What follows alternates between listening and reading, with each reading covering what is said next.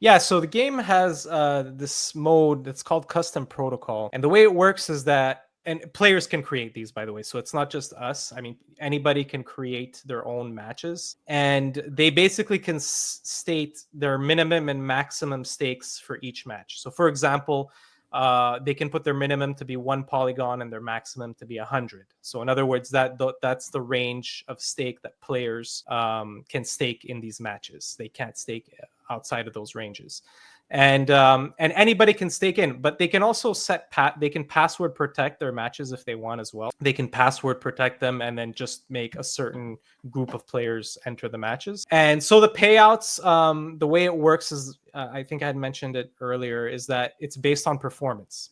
So there's a bunch of skill metrics that are taken into account to calculate a score for each player at the end of the match. So, like I said, there's the kill to death ratio, the damage dealt, damage taken, shooting accuracy, also the quality of opponent that you are eliminating. Also, there's an engagement score, which basically says how aggressive are you in the match, because obviously there's going to be snipers that are just sniping, campers basically, and so those guys are going to be not penalized, but the other guys who are more aggressive are going to have a boost in their score. So basically all of these metrics are taken into account, and there's a score that's calculated for each player.